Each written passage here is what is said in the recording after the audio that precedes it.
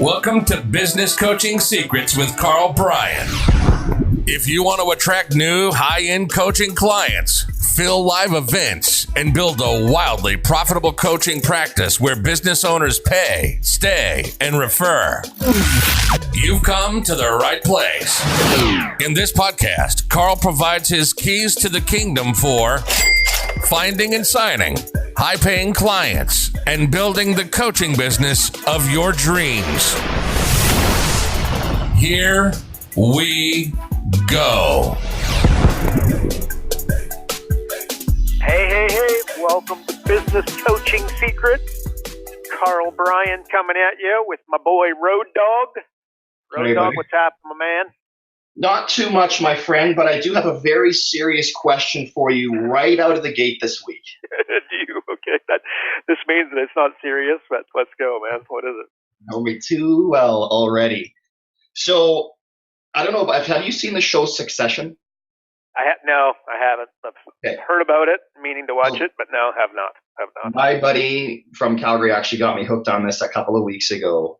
And it's like every night I have to watch at least 2 episodes. I'm caught up now, but It's unbelievable. It's just basically, billionaire media company, and it's all about him naming his successor. So the question is, who's going to be the heir to the throne of King Karl? Like, am I on the short list, or how is this working? Like, what's the story?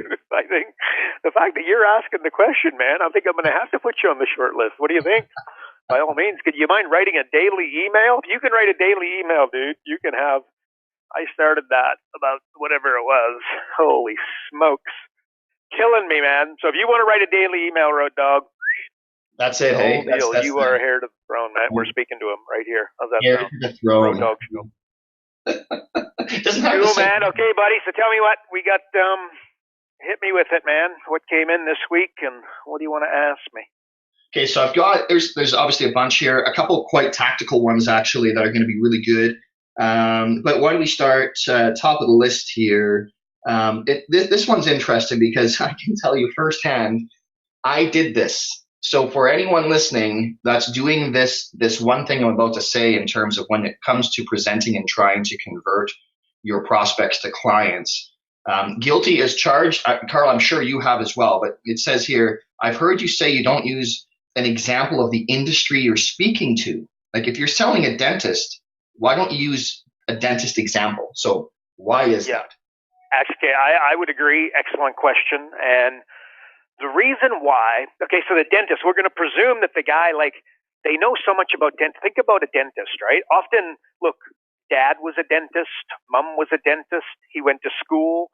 He's a dentist. His in school, he was learning dentistry. His buddies are dentists. The guys he went to school with are dentists. The guys he's probably networking, hanging out, if he goes to a conference or two a year, he's hanging out with dentists.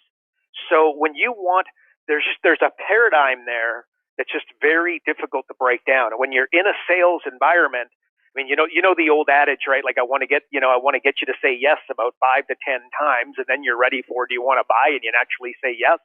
Well, if I'm giving you examples, for instance, he's tried something like a dentist, you're going to say, well, all the money is in the follow-up with your current clients, which is absolutely true for every dental practice on the planet, right? But let's just say he hired a guy and then they implemented a follow-up campaign that didn't work very well, or his buddy did, or his dad did, or, they talked about this in school.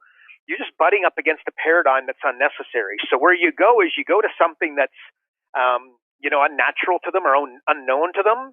And then you sort of, what's that? There's things you know, there's things you don't know, and things you don't know, right? You want to stay away from things you don't know, but also things you know. So what I do is I say, okay, so as an example, if you owned a daycare, would you agree that mom and dad's major hot button would be accountability?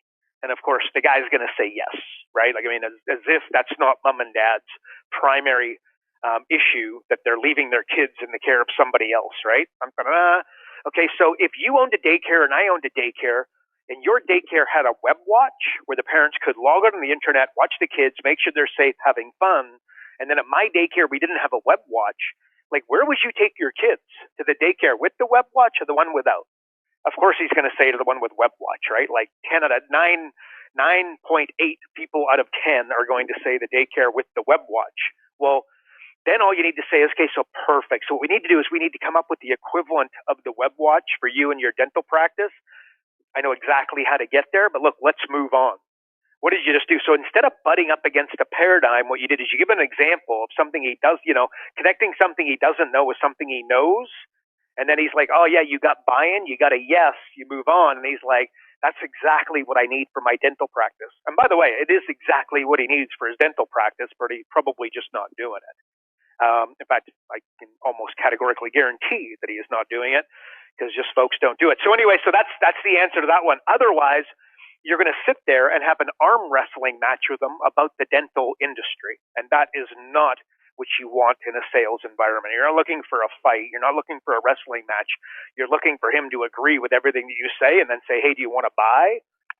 And then hit him with it. So that's the reason, and that I agree. This is something that folks are doing wrong. Like the same thing, if you're a business coach and I'm trying to sell you something for your business coaching business, and especially someone who's been in it for a long period of time, I'm not going to sit there and talk to you about business coaching the entire time. Of course, you will segue in and out of it, right? Because it's critical. That's what we're here to talk about. So it's not like it doesn't get mentioned, but I'm not going to sit there and just talk about business coaching for an hour and a half and then ask you to buy. That would be a huge mistake. Yeah. All right, that's cool. That actually makes a ton of sense because I made that mistake. I think we all probably do at the beginning because we really feel like we need to be as specific as possible, but that's kind of ridiculous now that I look back. But I like that. That makes a lot of sense to me with the why would you want to butt heads with an industry that you're not nearly as versed in as they are, right? So now, speaking of that, now time to get a little bit more, I guess, maybe tactical. Because somebody said, I've got a client that's a chiropractor. Any tips, suggestions to help him grow? Yeah, for sure. Okay, so the guy's a chiropractor, wants to go. First thing I would say is you walk in there, you have to understand that this guy is a chiropractor. He's gone to school for 6-7 years, not a business owner. So you need to treat him as such and just understand this to be reality 101. So what does he need to be doing? Things like, look, joint venture, network, and kind of schmoozing with natural partners, like personal trainers and doctors, right? Like doctors are going to be a huge sense of referrals for you, so you should absolutely go there. There's an element you'll hear me say all the time, like advertising the profit is a superpower, and it absolutely is a superpower. And this is definitely something you should do. But if you advertise chiro, like if I put up an ad in the local newspaper online, on a directory of some description and just said, chiropractic services, unless you've been in a car accident in the last couple of weeks, you're probably not going to reply, right? So what you're doing is you're targeting those 3% of now buyers. So what they really need to do, and I'm also going to make an assumption here, I'm going to assume that this chiropractor wants to really blitz it, knock it out of the park. Like if the guy just wants to make $100,000 a year and cruise, which by the way, it's very important that you understand this with your coaching client, like what's the guy's goals here? Like does he have a vision of a huge practice in multiple states? Or is it a small potatoes kind of thing? The guy wants to make $100,000 a year. He's got 3 kids under the age of 5, and he just wants to enjoy a great lifestyle. You need to understand that, but we're going to go with the assumption that the guy really wants to knock it out of the park, right? So what he needs to have, he needs to understand he needs a business model, right? And one of the things that, if you advertise chiropractic, you're going to get nowhere. But if you advertise a free massage, a discounted massage, you're going to get a significantly higher return. And then what happens is the goal, understanding a business model, the goal is to lead them from the massage to chiropractic. And by the way, the chiropractor needs to have most of them go pay as you go. Once again, it's just time for money, and then they don't get anywhere and get surprised. The chiropractor needs to have a $2,000, $5,000, and potentially a $10,000 package that somebody can buy, right? Because and it's going to take some education to get them there to commit to that level of to that price point for a chiro. But actually, if anybody listening, I'd be amazed if you don't understand that. You should be going to the chiropractor every week. not when you have a sore back, right? And then the bane of the existence for the chiropractor is that you go when you have a sore back, you get a little bit of a relief, and then you never come back, right? Like almost every industry, including, the dentist we mentioned earlier. Like people come, they get their teeth cleaned. They should come and do it every 6 months, and he doesn't see him for 2 years, doesn't keep in touch with the guy.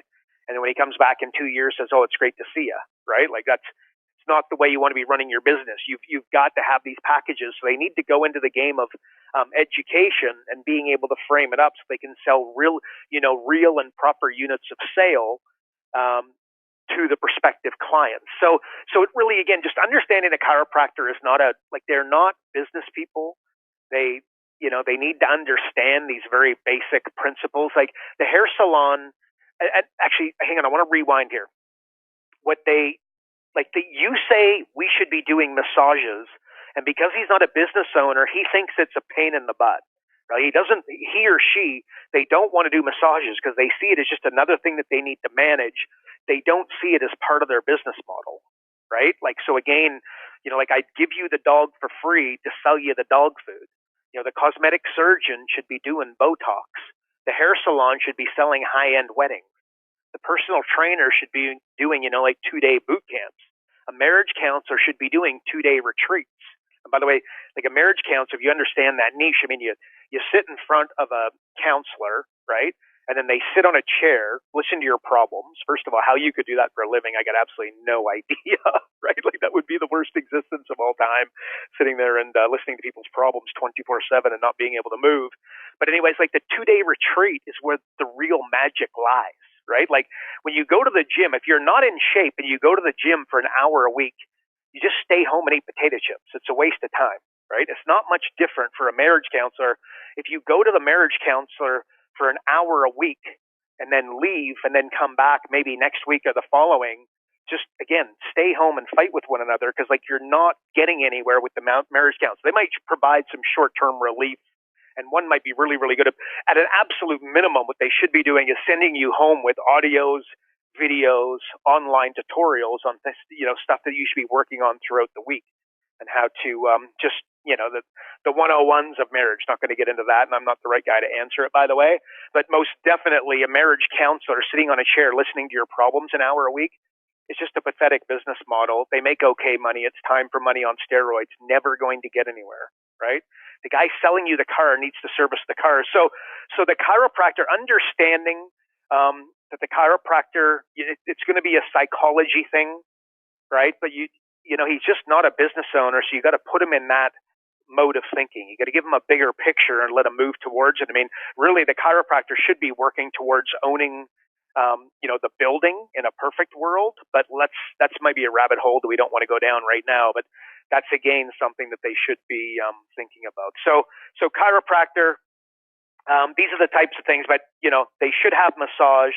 They should be treating it as a business.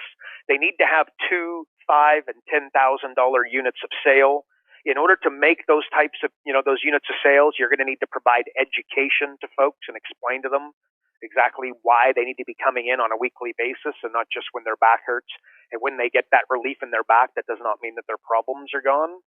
But little strategies like that go a long way. But like anything, whenever I'm working with a business owner, whether it be a dentist, a chiropractor, a business coach, whatever, do understand that it's 80% psychology, 20% mechanics, if not 95% psychology and 5% mechanics, right? So, it's one, I even do this, my live events, but it's 1% strategy, by the way. But see, the 1% drives the other 99%. So just because it's 1% doesn't mean that it's not important. It's absolutely bloody critical. But the psychology of it is always going to be the toughest. Convincing the chiropractor to hire a massage therapist and then to see that as a profit center and then to analyze those numbers separately than the chiropractic and then measure on a weekly basis how many people. Because see, actually, I didn't explain this. Super important. Like they come into the massage, and then the job is to get them from the massage to the chiro. Okay, so think of like a husband-wife team is where it works really, really well. So the wife is doing the massage, we'll call it downstairs or in the separate room. And then as he's giving you a massage, it's like, ooh, that must hurt. Ooh, that must hurt. Ooh, that must hurt. And it's like, what you really need to do, you must be having a lot of X, Y, Z. And the guy's like, yeah. Okay, well, let's get you to the chiropractor. We need to get some X-rays here and have a bit of a look at this. So what happens is they do it 10 times, and then 2 people go to see the chiropractor, and then they sell 2 people, the $2,000 to $5,000 packages. But they think psychology, they think about the 8 that say no, and then they don't think of the 2 that said yes. Like, this is a great business model. When you go to McDonald's and they say, do you want fries with that? 33% of the people say yes, right? The 2/3 say no, but it makes them $1 billion a year, right? So understanding the psychology of it, but that's really important. So convincing the chiropractor to take on massage, don't expect to walk in there and him to go or her to go, whoa, oh my God, I've never thought of massage, right? This comes back to the last question where the paradigm, because he knows people who have done the massage in the past and they've had their experiences, good, bad, and ugly. The success of it is going to be predicated on the expertise, the psychology, and the systems that the business has in place, right? Without meeting the chiropractor, what do you think their chances of success are? It's the same with anybody doing anything, right? Remote. It takes some intestinal fortitude. It takes some experimentation. It's not like you just do it in one crack and then magically it starts to happen. So anywho, that's what I'd say to that, Road Dog. That's how I'd help a chiropractor, amongst many other things, but this would be a very good start. Coolio. So, we always talk about, it's not even, what is it now? It's like always about asking better questions, right? Like, stop looking for answers and start asking better questions to get better answers. Yeah. So I came across this one, which I thought was pretty cool because I've never even thought of this in terms of the question here was, what kind of business would you recommend someone start? And like, who better to ask than a business coach who deals with multiple businesses, right? So how would you answer that? Like, what kind of business would you recommend someone to start? Okay, all right. I'm going to answer this 2 ways. One is that a lot of the times I'll talk to a business coach and they go, I don't talk to people wanting to start businesses because they don't have any money, or I don't speak to startups because they don't have any money.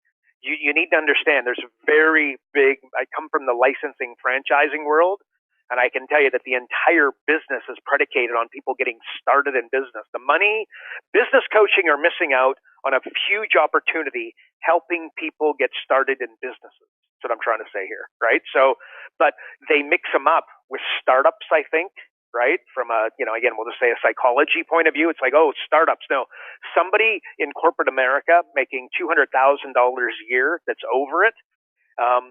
This is a beautiful person to get into business. This is how this is how they sell you a $50,000 carpet cleaning franchise. This is how they sell you a $60,000 moving franchise. This is how Molly Made Sense sells you a $35,000 to $50,000 cleaning, right? Cleaning toilets, as in, right? Cleaning franchise. And it happens, like, it's somebody signing the papers right now. As you're listening to this, somebody's signing franchise documents for $50,000 a year to get started in business. So, huge opportunity there, and make sure you don't mistake it with startups, because the startup is the guy who started, screwed it all up, and then is looking for education afterwards, right? That's what most people do, is rather than, like, when do you want the education? Do you think the education might be a better idea before you start and before you lose all your money? Or should you start it, hope for the best, mess everything up, get taken by every silver-tongued sales guy selling you Facebook ads and advertising and this, that, and the other, all this other crap that you absolutely don't need, messing it up, and then looking at your empty bank account going, oh my gosh, I need some real help. Like, it's time, right? That happens all the time, and a huge mistake, quite frankly, a travesty. So ironically enough, actually, this is literally 2 weeks ago, somebody asked me, actually came up to me, and he said something to the effect, this is a younger guy. I say younger, I'm 47 years old. He was 30, right? So I'm amazed he's out of diapers, poor guy, right? But anyway, so he's like, Karl, I heard you're a bit of a business guru. I'm like, flattery will get you everywhere. Keep talking, right? I heard you're a bit of a business guru. I'm thinking about starting a cafe. I found a location downtown. We live in this city called Kelowna, right? So it's downtown Kelowna. I think it's hot to trot. What do you think? I said, okay. So tell me, are there other cafes in the area? Because I don't know. I said, if there were other cafes in the area, are they low end? Are they mid end? Are they high end? I don't know. Is there a Starbucks? I'm like, this isn't going well. Is there a Starbucks there? He goes, I don't know. I'm like, what's the foot traffic in this particular location? Like, is there parking nearby? That's one of your challenges, right? So basically what happened is he goes, I want to start a cafe, found a great location. Is it a good idea? And I'm like, I don't have anywhere near enough. And first of all, the world does not need another cafe. Let me just start with that, right? It doesn't need another restaurant. Doesn't need another cafe. I'd be thinking, if you want to know my advice, it would be to read a book by Peter Thiel, who started PayPal and was the first investor in Facebook. He wrote a book, 0 to 1. So I'd encourage anybody thinking about starting a business, or for everybody listening, every business coach, that's a book that I could not recommend highly enough. But anyway, so the world doesn't need a restaurant, right? No doubt 0 to 1. You could probably tell by the name of the book that you wouldn't exactly be going from 0 to 1 if you're opening up a restaurant, cafe, or anything similar. So basically, you just if you're going to start a business, if you're going to help a business owner, it comes back to those questions and having a good foundation. I can tell you if that was so. So I'm not answering the question. Like basically, this is what happened, and I'm like, my goodness, dude. So anybody that's going to start a business, you got to ask some solid questions, right? There's 2 questions that I would always ask. Show me the repeat sales. Show me the recurring revenue. If you can't show me either of those, I'm going to tell you to basically walk and, continue to look for something else. If you don't have those 2 things, basically you're done and dusted. Again, it comes back to wants and needs, what is the marketplace? What is the marketplace looking for, right? So we live in Kelowna. It's basically snows about to fall. So it's going to be, literally snow will be on the ground here for roughly, it's not like a huge cold climate, but like 2 to 3 months, the snow is going to be falling, right? So a landscaping business, you got to understand that it's going to be seasonal. A business snow removal business is going to be highly seasonal, and there's a good chance in some winters, we'll only get 30 days of snow, not 90, and the ski hills would get murdered. So I would be thinking along those lines, but again, I want to answer the question directly. So somebody's thinking about starting a business, where would I look to? You've got to go expertise, passion, and experience, right? Those 3 words. The same way that if I'm a business coach and you say, what should I niche in? I would say those 3 words. And if they're going to start a business, they should be there. So something they're passionate about. Like I've got a buddy who's got a sports collectible business, right? Probably, there's a good chance if he goes into investing and sports collectibles, he could do very, very well over the long term and absolutely murder it. But as far as buying and selling, baseball cards, hockey cards, jerseys, signed jerseys, that sort of stuff, you can make pretty good money, but you're not gonna make zillions. But he loves it and he's passionate and he can do it on the internet. And that's also something that, lifestyle is an important factor to him. But this is a great business for him, right? Experience, again, you've been doing something forever. Like you had a job doing X, Y, Z. Let's say you sold advertising for the local newspaper for 100 years, and hopefully not quite that long, but anyways, right? So 100 years forever, and now the local newspaper clearly is not doing as well today selling advertising as it did in the past, and you feel like it's time to move on. Well, starting an ad agency of some description and learning things like, Google AdWords and Facebook ads and whatnot, this would make a lot of sense. This is where you've got a lot of experience. You've forgotten more about it than somebody else. This is probably a good place to go, right? And then expertise. Just because you have experience, he might have experience selling the ads, but then not fulfilling the ads. So then the last one might not be such a great idea, right? But if he's got not a lot of experience, but he's got an unbelievable expertise, like he's broken through, or there's just something about Facebook ads that this particular guy or gal get at a super high level. Now, this is a good business to get into, right? Another thing, just understanding my background in licensing franchising. So mobile service-based companies is where I always played, right? So I've helped companies franchise in that space, and I've written in lots of intellectual property. In fact, I just completed some intellectual property for a mobile car wash, right? On the surface, and I think this is important when you're thinking about starting a business, where do you go? A mobile car wash on the surface probably doesn't sound like the greatest idea of all time, right?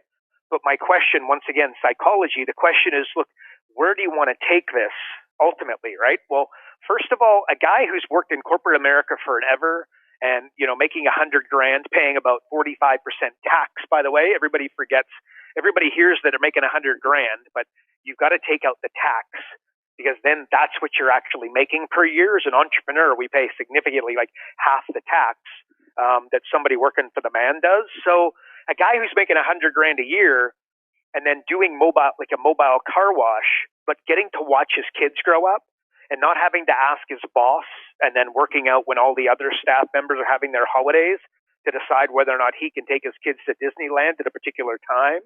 And everybody, of course, wants the school holidays and whatnot, and Christmas. So it becomes really difficult to navigate. And the guy's been doing it for 15 years and he's just bloody well over it.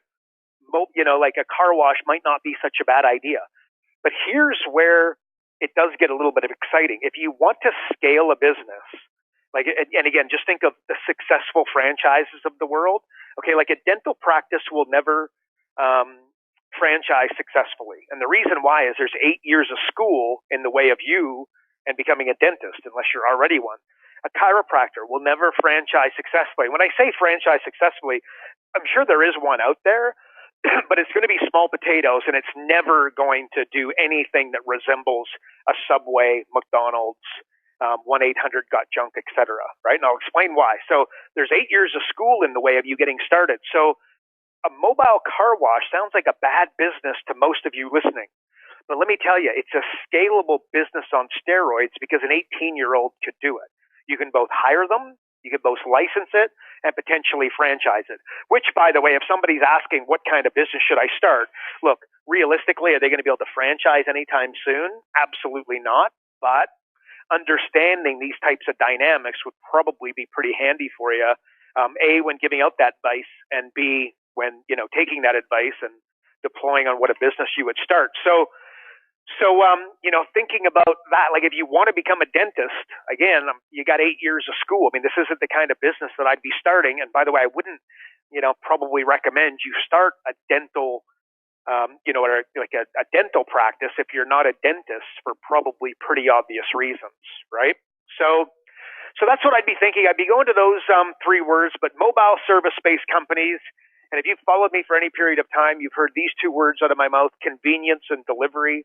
Again, these are the 2 things. Like Amazon exists for those 2 words. Uber Eats exists for those 2 words. Uber sells you time, not a car ride. Again, very important. Convenience and delivery are 2 problems, and not so much even problems, but luxuries that people are just absolutely demanding now, and more so in the future. So again, if I was like, let's say you wanted to become a dry cleaner for some crazy reason, like you have experience, you have a passion for clean clothes, which should be pretty weird, but whatever. A dry cleaner, like if you're a dry cleaner and you're not doing delivery in the future, it's going to be game over. Like that's it, right? Like I might just go again a little bit of a rabbit hole here, but another thing, like if you want to have a business like that, like let's say I'm a hockey guy through and through, right? I used to own my own hockey rink, had my own retail shop. Sold, hockey for a long, long time, coached it, whatever. If I had a hockey shop in this day and age to compete online, because you go to Hockey Monkey and 1-800, can't remember it, but there's a bunch of websites where you can buy hockey gear incredibly inexpensively, right? So why wouldn't you just buy it from there? The same way you buy shoes from Zappos, right? You buy your hockey gear online from Hockey Monkey. Well, the only way that I can compete is by creating an experience. Okay, so if somebody's highly passionate about something, let's say it's hockey, for instance, and you want to compete with the big boys online, what you're going to, again, opening up a retail store down the road, like you'll be shutting it and the closing down cardboard will be coming up at some stage in the future. I don't know how long you'll last, but it's probably going to happen. The way that you survive is by creating an experience, which again is very, very, powerful. So how would I do that? You'd come into my place and I would have a hockey area where instead of just looking at the sticks and leaning on them and checking out the flex, I'd have 20 pucks lined up, and your kid could go out there and fire pucks with, different lies and different curves and that sort of thing to get a feel for what he does and does not like, or what she does and does not like, right? So, having professional players come in, signing autographs and hanging out with the kids, this is an experience. So I think these things are important. Like you're thinking about starting a business, which once again, if we had more information on this particular individual, we could answer that question a lot more intelligently. But those are some of the things that I would think about, and if you, a really important bit of what I just went over, if you want to scale and you want to grow, the level of expertise required to fulfill the obligations of the business, the lower they are, the more scalable it is. End of story. So, and anyway, so that's how I'd answer that one, Road Dog. What do you think? You like that? I think I need to remove the dental chair out of my basement and cancel starting up. So that's unfortunate. It's just funny. Where am I going to get my teeth done, dude? Yeah, buddy, look at your pearly whites. You kidding me? You got the prettiest teeth of anybody I know. So it's funny that you say that, because it got me really thinking, and I can go on to a rabbit hole of my own of just generating ideas. So you talked about the lawn, whatever. Well, so I was actually talking to my lawn guy he comes every Friday morning, and I just went out and had a chat with him. I said, so what do you do in the winter? Right? And he was actually talking about firewood, because there's still a lot of people in Kelowna that actually have wood burning fireplaces. So he's actually going to be, chopping firewood and selling firewood, which I thought was kind of cool. But I just got to thinking, I'm going to, one of the biggest needs that we see here is pool guys, right? Like getting a pool guy to open and close your pool and all that sort of stuff. How tough is it for a lawn guy? He's already in your backyard to just go and test the chemicals. Like for him to learn that and bundle that into his service, how much more could he charge to not just open your pool, take care of your lawn, balance your pool every week, maybe give it a quick vacuum to make sure it looks pretty, and you're off to the races. He probably wouldn't even have to work in the winters. Is it? I would agree. Again, so only thing that comes to mind there. So yeah, this is the way people need to be thinking, right? They got to be thinking there's 12 months in the year, and you don't want to be the realtor where in December you're just not selling a house. I'm sorry, forget it, right? Just go on holidays, not happening. So one of the things, like remember the fax phone back in the day, or the TV VCR?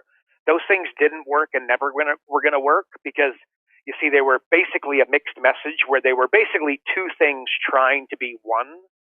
A little bit challenging. So that's the lawn care guy is going to need to advertise it as two separate entities and not confuse the marketplace with the two messages is all I would say to that. Do you know what I mean? So again, like you're better to go an inch wide and a mile deep than like a mile wide and an inch deep, is that old adage, right? But once again, there are always nuances, but what you described for the right individual, look, home run city, and you just solved the problem of seasonality for the guy, right? Yeah, no, I get it, right? But again, he's in your and my backyard. He sees we have pools. But if nothing else, here's a JV partner, right? Like it's unbelievable. But anyways, well, even just the lawn care. See, the guy mowing lawns. See, like landscape gardening. Like again, the Botox. Like a cosmetic surgeon should have a Botox place down the side, right? The same way the massage therapist and the chiropractor are in the same building and should be owned by the same guy if he's a businessman and not a chiropractor, which is the X factor, right? So the guy cutting your lawns, like if I'm doing landscape gardening, and what I mean by that, I think that might be an Australian expression, but if I do $50,000 lawns, $20,000 lawns, $10,000 lawns, like I'm coming in with the rocks and making everything look pretty, I want to be mowing lawns as well. Do you know what I mean? Like this is one of the offerings that I would have out there in a separate, the same way that massage therapist and the chiro would be. Like this is my lead generator on stinking steroids, just like a freemium model. Like LinkedIn provide the free accounts, but then they try bump you up into the premium account. Like, if you know what Dropbox is, it's like a storage, online storage. So like you get a free account, but once you hit a certain point, you start paying for it, right? Like it's just and online we call that a freemium model, right? Which to say that it works well would be understatement on stinking steroids. I mean, some of these companies are, billion-dollar entities. CRM is the same. They'll provide you an account for next to nothing, but then once you get to a certain point, like 5,000 emails, 10,000 emails, etc., the price goes up, right? So similar kind of vein, but I would come back, Road Dog, to psychology. People just You asked me about the chiropractor, and I immediately said just, he is a chiropractor, not a business owner. So all of this works, but all of it's going to be difficult, and you'll have to start with his or her psychology before you move into the next phase or step. Right? So I'm not sure if you saw this, to go on a side tangent here for a second, just to amuse our listeners. I'm not sure if you noticed, but our local dentist here, he's now doing skin laser and Botox as well. So I can't wait when I go in to get, my teeth checked the next time. The pivot where it's like, wow, okay, your teeth look great, but your face could use some help. So, anyways, I wonder what that transition's like. A little, you could use some Botox, Road Dog. I've been looking at you. Oh, buddy, come on. I look like I'm 18 years old. It's a beautiful thing. You do. All right, enough of our shenanigans. I'm just here for everyone's entertainment. Okay, new coaches. This is good. I love this because this happens a lot, and I want to know what your answer is because I'm a new coach. What do I say if someone asks me for referrals? They're new. They don't have any sort of references or anything like that you can talk about. So how would you handle that? So yes, how would I handle it? I know exactly how to handle it. Number one, if they ask you for a referral, they're not sold, conversation over. Okay, you are going to give them 3 phone numbers, right? Let's assume that you actually had these 3 phone numbers. They're going to call the people, they're going to speak to people, and they're going to give you a different reason why they're not going to sign up with you. And to say that I have experience with this, I have got the notches on my belt buckle like you had no idea. This is what I almost guarantee. And of course, there are anomalies. But see, in business, we don't play with anomalies. We play with percentages. And they're asking you for referrals. You really just didn't sell them. And remember, your job as a salesperson is to provide certainty within them. You didn't create certainty. And the best certainty, or the beauty of being a business coach, is what we sell is money at a discount. If I had a 20 and you had a 10, and I said, Road Dog, do you want to exchange? You do it. First of all, you'd look at me and go, is this guy full of crap, right? Which is where they're still at. And then once you worked out I wasn't, you would run to the front of the room, you'd swap in 2 seconds. If you didn't and someone else got it before you, you'd be pissed right off. And then if you did, you'd ask, can I have a second, please? Right? Think about that. So you just, when they're asking for referrals, you have not sold them. They will call your 3 referrals and then they will not buy. Conversation over to make you feel good. But because progress, and why will it make you feel good? Progress equals happiness. So you feel like you're getting somewhere, but in actuality, you haven't sold them. So, but that being said, that's not always the way. So they're asking you for some, but really if this is the case, you're not experienced enough.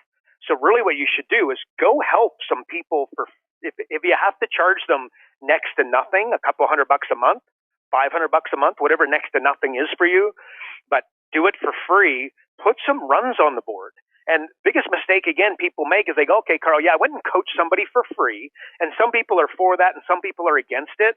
Look, if you're against it, Tom Brady threw the football for free for a little while before he started completing some passes in the NFL. Thank you very much, right? So anybody who's telling you shouldn't coach for free under any circumstances, provided you're a newbie, right? Like if you've got 20 years, 10 years, 15 years experience, you're not asking this question. Just understand that, right? But go coach somebody for free. But here's what happens. Carl, you told me to go and coach somebody for free, and I did it. And you know what they do? They treat them like a free coaching client, as in that's the level of passion and expertise and results that they get with them, right? Like when you coach somebody, look, you're looking for a home run, you're looking for a referral, coach them like you would your mother, your son, your daughter, your nephew, like somebody you really care about. Like you're trying to get some runs on the board. So in other words, if you don't have any experience or if you don't have any referrals, you need to go and create some because you do, but referrals are the least of your worries. You don't have any experience. You don't have any runs on the board. So therefore, you don't have any certainty. So therefore, you are not going to be able to sell. And that's why this person's asking you referrals, right? Like you have to create certainty within them far, far, far before that. You got to create certainty within yourself. And that one is conversation over. That's mic drop stuff, right? You've got to create that certainty within yourself. So anyway, so they're asking for referrals. there's that. Here's something else that you can do, which I highly, highly recommend. I used to do this. So like I would sell you a coaching program. In fact, this might be, again, a little bit better than advertised. Okay. Because here's what I would do. I would sell you a coaching program for 10 grand. And then in it, I would have 12 tickets to my live event. And then I had a price, and I can't remember, but I'm just going to say that $497 on them, right? So 10 tickets at $497. That's roughly it's $4,970 of value, right? Like, I'm not a mathematician, but I'm pretty sure I nailed that one. So anyway, so $5,000. So I'm charging you, actually, what I would do, we would do more than that though. The price of the tickets actually exceeded the price of the program. So I'm going to give you, I'm going to charge you 10 grand, but I'm going to give you 12 tickets. And this one I'm not going to try and multiply in my head, but basically what I'm doing is I'm giving you like $11,000, whatever it is, of tickets for a $10,000 program. So now so you follow that, guys? I'm selling you a $10,000 coaching program. Within it, you get 10 tickets to my live event that's going to be in like roughly 6 months from now. So then the value, and it helped me close. But then you say, so like, can you give me a couple referrals? I say, Lucy, look, in 6 months' time, you are going to be in a room with every single client the company has sold. If we weren't doing a great job, we weren't standing by our promises, if our $100,000 in 45 minutes without you spending an extra dollar on marketing or advertising weren't working, this would be like this would be the dumbest thing we could ever do. This would be like a gong show. We wouldn't be able to put ourselves in that vulnerable of a position, right? You kind of follow? So all of a sudden the social proof, and they go, oh, wow, okay, cool. And then I run right over the top of it and just start coaching them, right? Okay, so you see how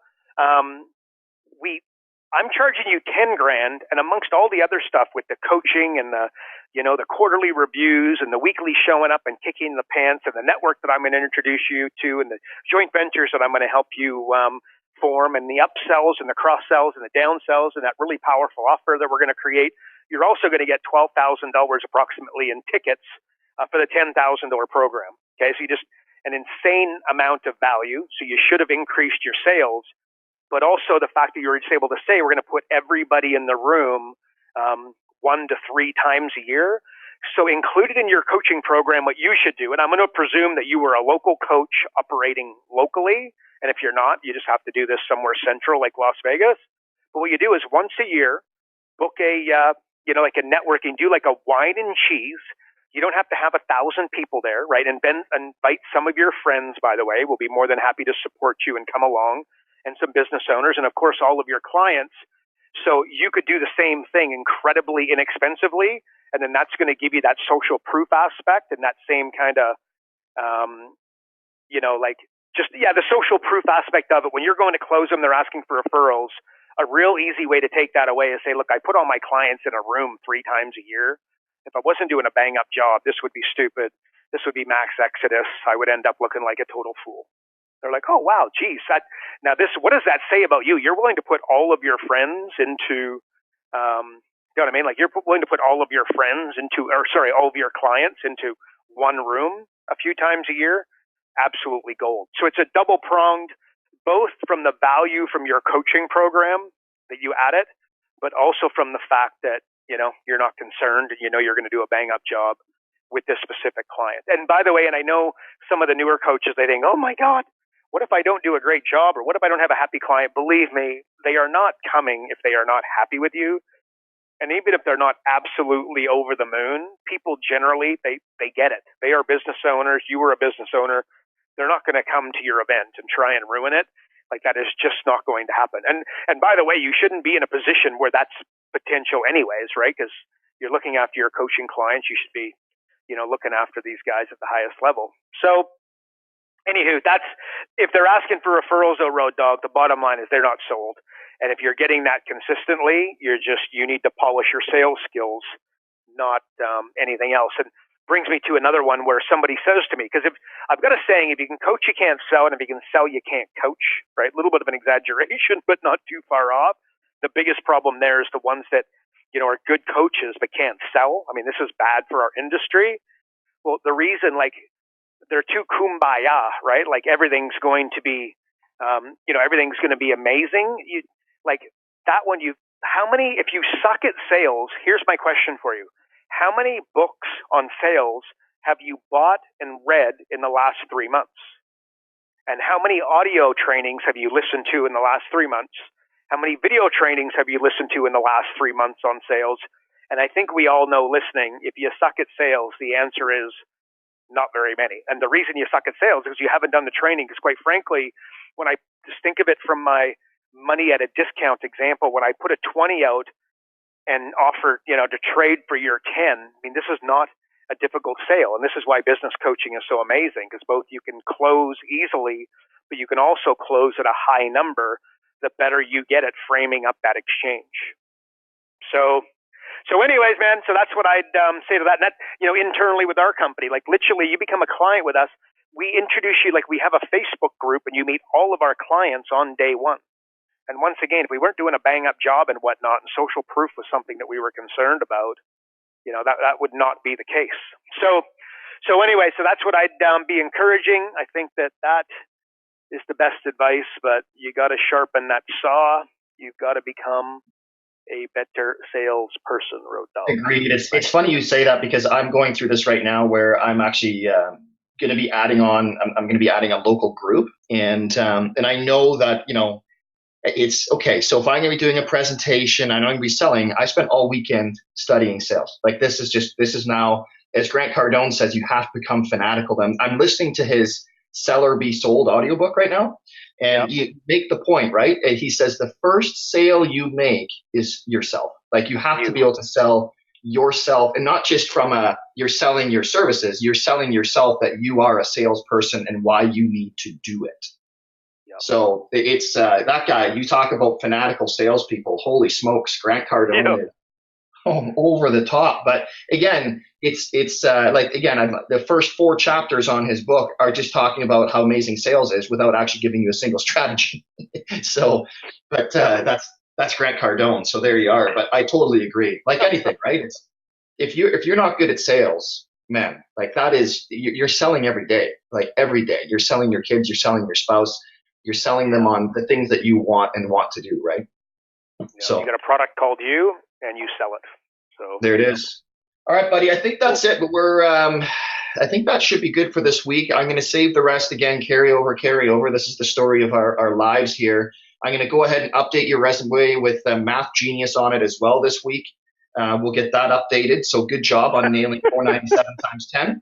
I think I made a deal with the numbers, but anyways. Yeah, by the second time around, you lost that bit right there. You had it at 10 when you went to 12. I'm like, hang on a minute. What did I say? 500, 1,000? I don't know. Doesn't matter. Man. There you go. I am no mathematician. I'll give you the red hot tip. So there we go.